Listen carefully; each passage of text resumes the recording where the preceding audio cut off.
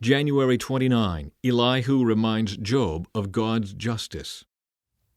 Then Elihu said, "Do you think it is right for you to claim, 'I am righteous before God'? For you also ask, 'What's in it for me? What's the use of living a righteous life?' I will answer you and all your friends too. Look up into the sky and see the clouds high above you. If you sin, how does that affect God? Even if you sin again and again, what effect will it have on Him? If you are good, is this some great gift to Him? What could you possibly give Him? No, your sins affect only people like yourself, and your good deeds also affect only humans. People cry out when they are oppressed. They groan beneath the power of the mighty. Yet they don't ask, 'Where is God, my Creator, the one who gives songs in the night? Where is the one who makes us smarter than the animals and wiser than the birds of the sky?' And when they cry out, God does not answer because of their pride. But it is wrong to say God doesn't listen, to say the Almighty isn't concerned. You say you can't see Him, but He will bring justice if you will only wait. You say He does not respond to sinners with anger and is not greatly concerned about wickedness. But you are talking nonsense, Job. You have spoken like a fool." Elihu continued speaking. "Let me go on, and I will show you the truth, for I have not finished defending God. I will present profound arguments for the righteousness of my Creator. I am telling you nothing but the truth, for I am a man of great knowledge. God is mighty, but He does not despise anyone. He is mighty in both power and understanding. He does not let the wicked live, but gives justice to the afflicted. He never takes His eyes off the innocent, but He sets them on thrones with kings and exalts them forever. If they are bound in chains and caught up in a web of trouble, He shows them the reason.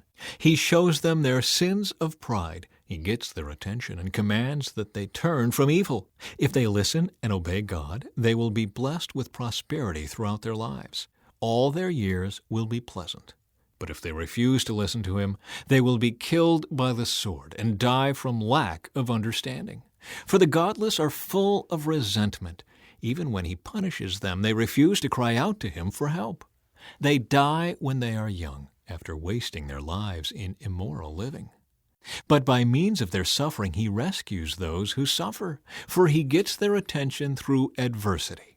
God is leading you away from danger, Job, to a place free from distress. He is setting your table with the best food.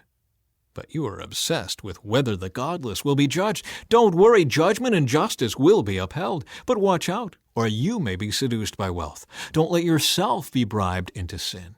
Could all your wealth or all your mighty efforts keep you from distress?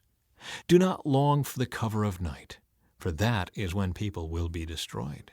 Be on guard. Turn back from evil, for God sent this suffering to keep you from a life of evil."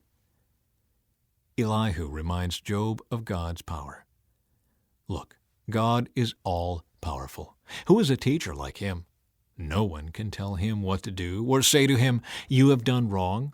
Instead, glorify His mighty works, singing songs of praise. Everyone has seen these things, though only from a distance. Look, God is greater than we can understand. His years cannot be counted. He draws up the water vapor and then distills it into rain. The rain pours down from the clouds, and everyone benefits. Who can understand the spreading of the clouds and the thunder that rolls forth from heaven? See how He spreads the lightning around Him and how it lights up the depths of the sea. By these mighty acts He nourishes the people, giving them food in abundance. He fills His hands with lightning bolts and hurls each at its target. The thunder announces His presence. The storm announces His indignant anger. My heart pounds as I think of this. It trembles within me. Listen carefully to the thunder of God's voice as it rolls from His mouth. It rolls across the heavens, and His lightning flashes in every direction. Then comes the roaring of the thunder, the tremendous voice of His majesty. He does not restrain it when He speaks. God's voice is glorious in the thunder. We can't even imagine the greatness of His power.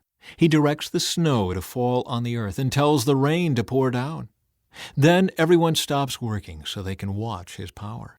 The wild animals take cover and stay inside their dens. The stormy wind comes from its chamber, and the driving winds bring the cold.